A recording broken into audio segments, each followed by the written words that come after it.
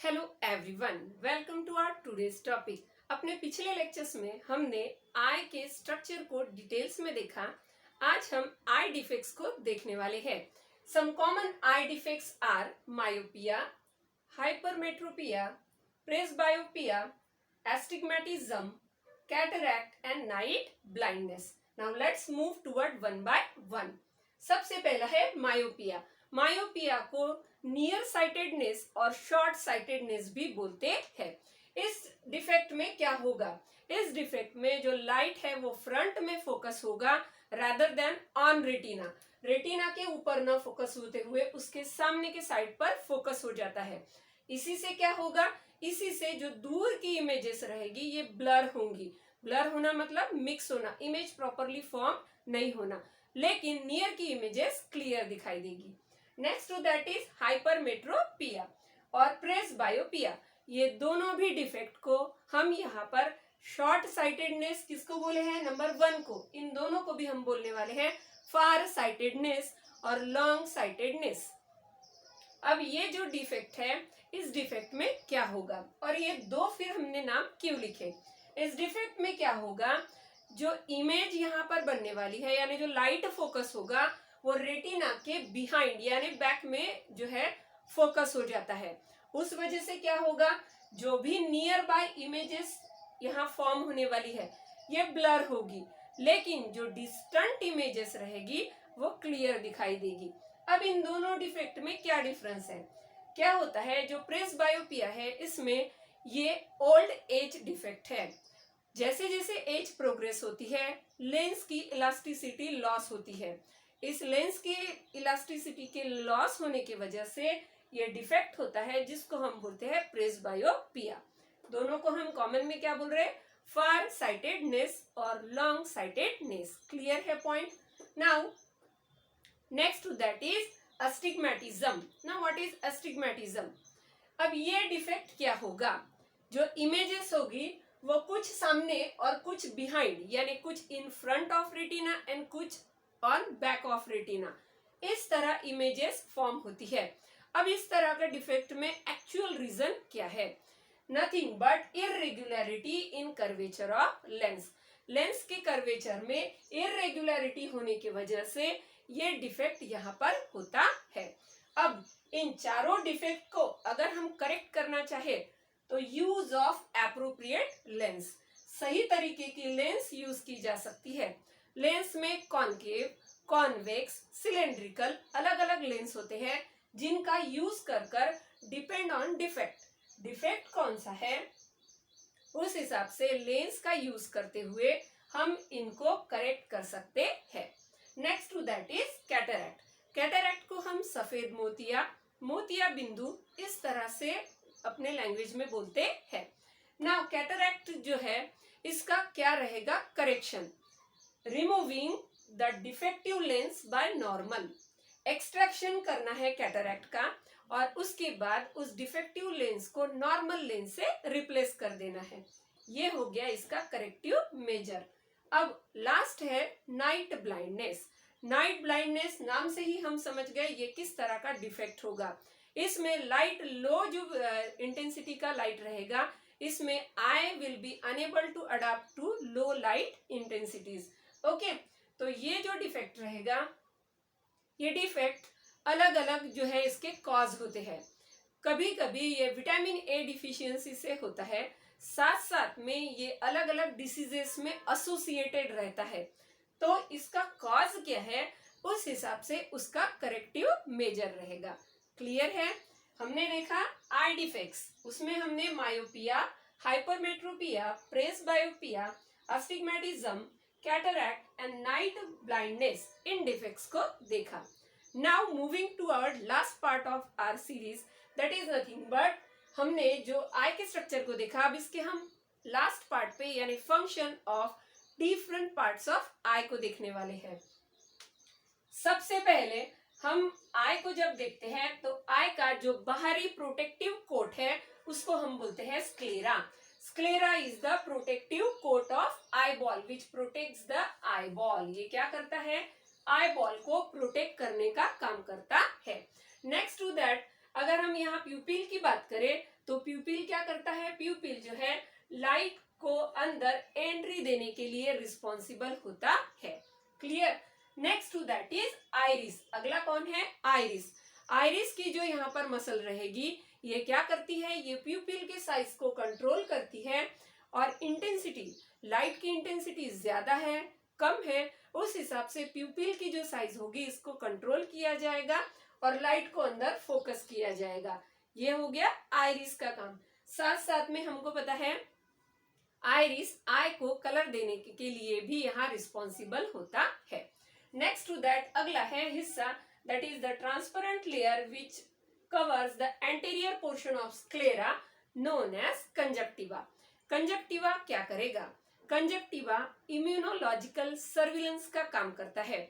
जो भी बाहर से पैथोजन, बैक्टीरिया, ये सभी जो एंट्री लेना चाहेंगे आई के अंदर, तो इन सब को रोक देने का काम और आई को इन्फेक्शन से बचाने का सबसे इंपॉर्टेंट काम कंजक्टिवा करता है।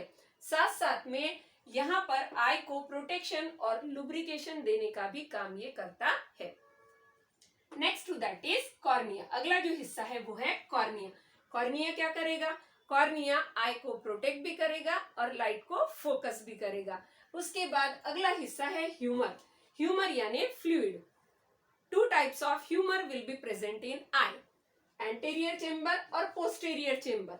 अब एंटीरियर चेंबर में जो फ्लूइड प्रेजेंट है वो है एक्वस ह्यूमर और पोस्टीरियर में कौन सा प्रेजेंट है, विट्रस ह्यूमर।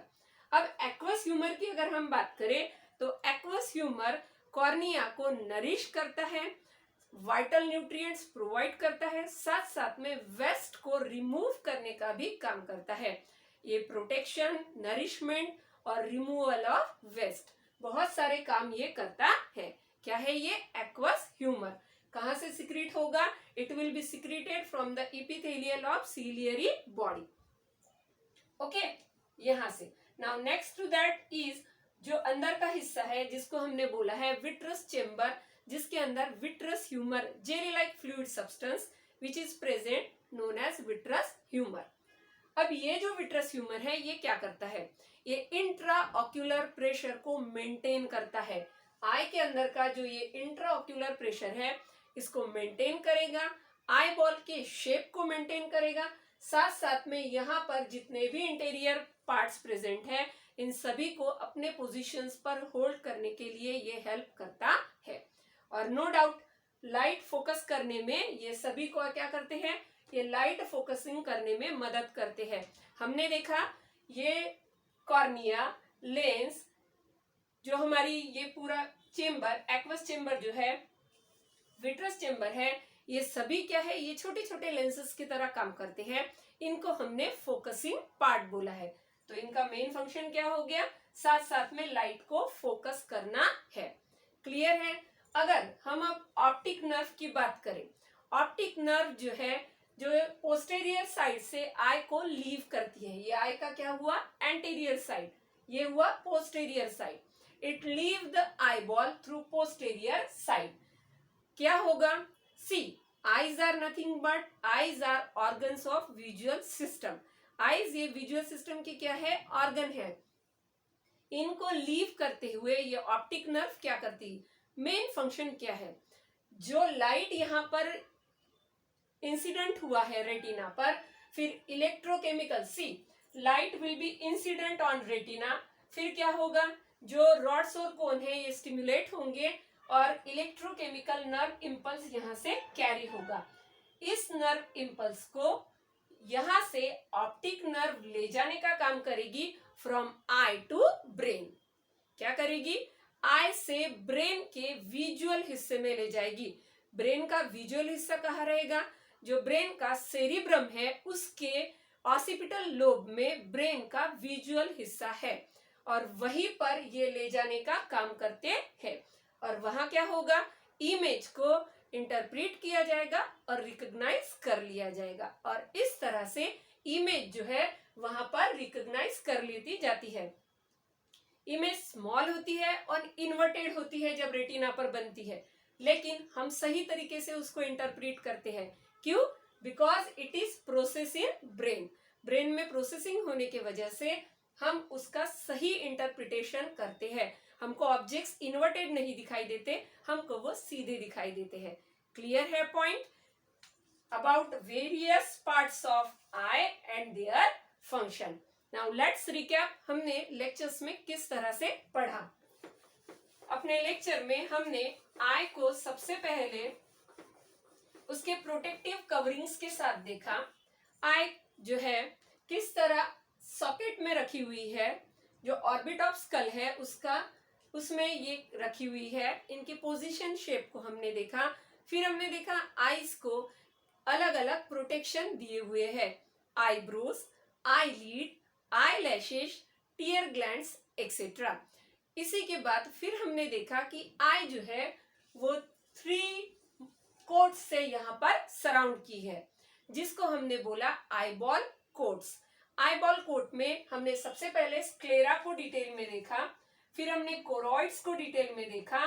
स्क्लेरा एक कंप्लीट लेयर है, लेकिन कोरॉइड जो है ये 3 डिविजन्स में जाती है। जैसे पहला है कोरॉइड प्रॉपर, दूसरा है सीलियरी बॉडी और तीसरा है आइरिस। फिर हमने देखा कि ह्यूमन में जो लेंस है वो किस तरह से होती है, इलास्टिक इन नेचर है, ट्रांसपेरेंट है, इन सभी डिटेल्स को हमने देखा।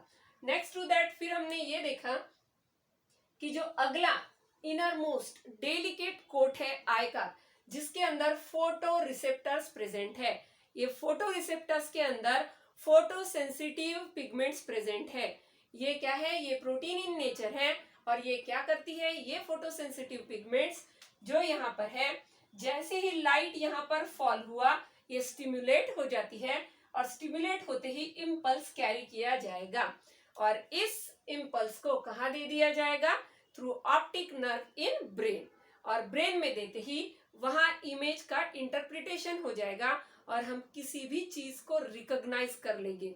इसी टॉपिक को हमने देखा था जनरेशन ऑफ इमेज में।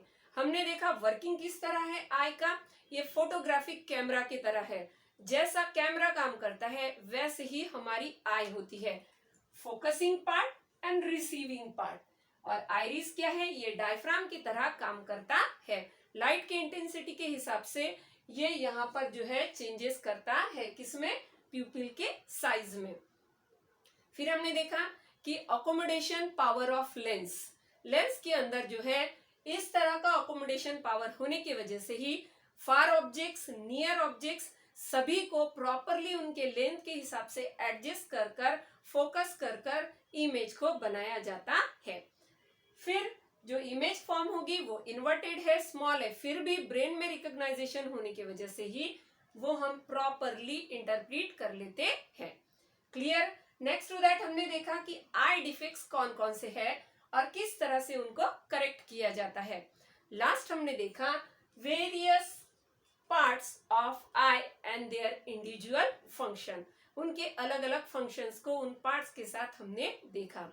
पूरे लेक्चर्स में हमने आई को डिटेल्स में देखा है। Hope this all lectures will be helpful for you. Have a nice day everyone.